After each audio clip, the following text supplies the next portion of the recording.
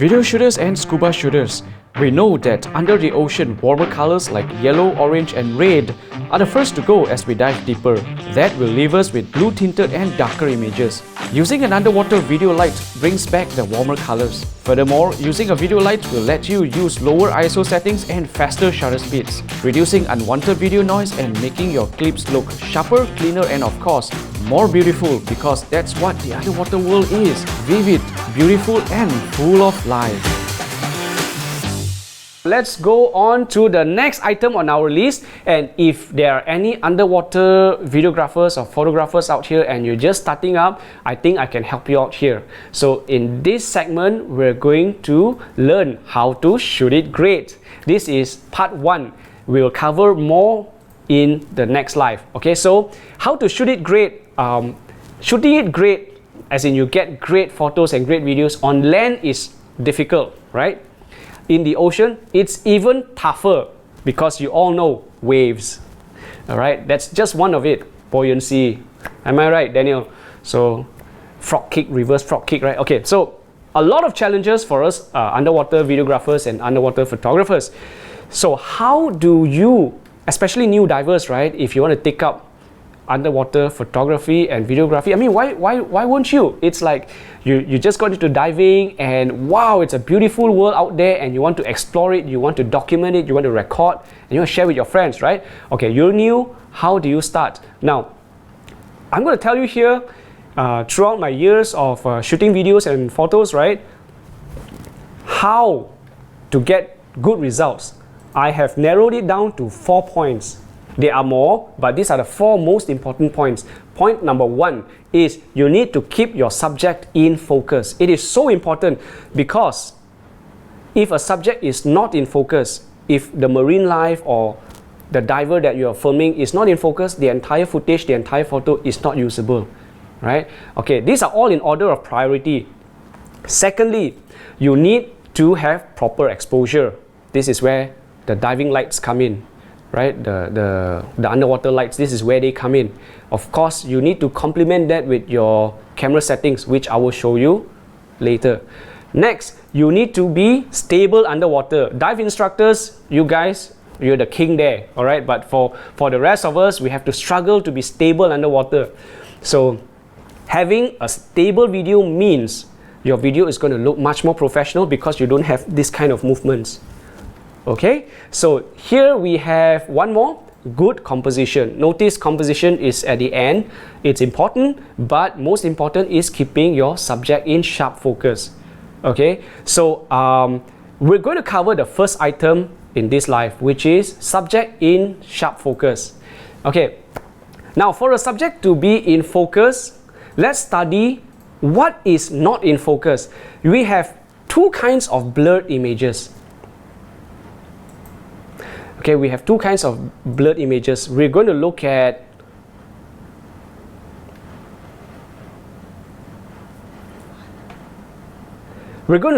how your subject, if it's not in focus, right? Okay, we have 2 kinds of blurs.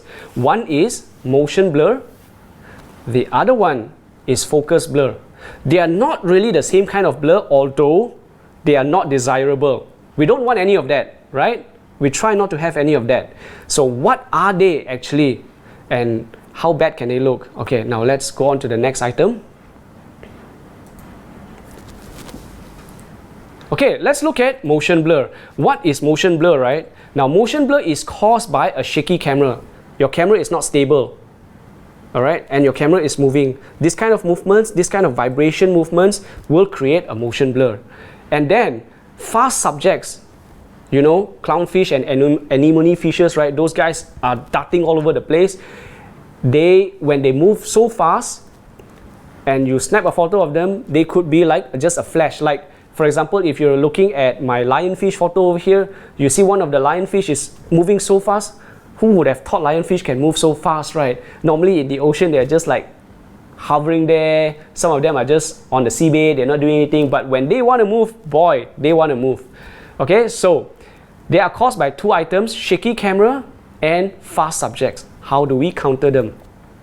We counter motion blur by being stable, having your camera really stable, and having a high shutter speed, which is a higher than 1/125 seconds. Okay, and thirdly, with enough light, because when you increase your shutter speed, your image will become darker. When your image becomes darker, you need to brighten it up, so you need to have lights. Okay, now let's look at the next item, which is focus blur. So two blurs, right? The first blur is motion blur, second blur is focus blur. Focus blur is more common than you think, and focus blur, really you cannot use this footage at all because it's just blurred. Now this is caused by the subject is too close or too far from your camera, not from you, from your camera. If your camera is over there and your camera is over here and the subject's distance does not match, if the subject is too far away and the camera is focusing on something that is nearer, you will get a blur, right? The other reason you get a focus blur is your autofocus system on your camera is too slow. Okay, so now let's look at how we can correct this. We can correct it by using proper autofocus setting. We can also correct it by refocusing. If you notice the marine life, the fish or the jellyfish, something, it keeps coming towards you, refocus your camera to get the subject in sharp focus. If it's over here and you're about to press your shutter and it moves away, so refocus again. Okay, so that you can get the subject in sharp focus. Now, what do we have next? Okay, I'm going to show you a video. This has been pre-recorded, so I'm going to show you what it's like to get your subjects in sharp focus. You ready? 3, 2, 1. Okay, this is taken from the Sony RX. This is taken with the Sony RX 100 Mark VII. Now, we are using. Okay, I have the twins here. This is Shelly and Shelby. Say hello everyone. Hi Shelly, hi Shelby. Okay, I'm using a shutter speed of 1/125, aperture of 4, and an ISO of 1600. Now the thing we need to consider is we need to have focus. We need to adjust our focus mode. Okay, our focus mode, in this case, we are using autofocus single shot. I will tell you how to do that shortly. Now, this works with the Sony cameras, but other cameras also should have the same function. So over here, I'm going over to my focus mode. I'm clicking on it. And then there are a few different kinds of focus modes, right? You have the autofocus single shot, the most popular one. And then you have the autofocus automatic. This is not as popular. It's a little bit more advanced, but very effective. And autofocus continuous, which is the next one. This one, we use it mainly for video, not so much for photo. All right, and then we go on to the last one, which is not DMF but MF. MF means manual focus. Now, manual focus underwater is just too complex for us, so we want everything simple because unlike the other guys on land, we have a limited air supply, so we want everything to be quick, efficient, effective. So we're going to use autofocus single. Now watch how we have Shelly is in focus. Okay, wait, one more. Focus area, right? Now the focus area tells the camera which part of the image to keep in focus. All right, the most common one would be white. Now white focus area basically tells the camera you decide what you want to keep in focus, and that's not really useful. You know, we want to be in control, not let the camera have control over what is in focus, what is not. The zones are pretty nice, but let's keep it simple and choose center. What this means is only the center portion of the camera's lens will be in focus. Only the center portion of your frame, your scene, your composition will be in focus. You see Shelby over there? He's out of focus, right?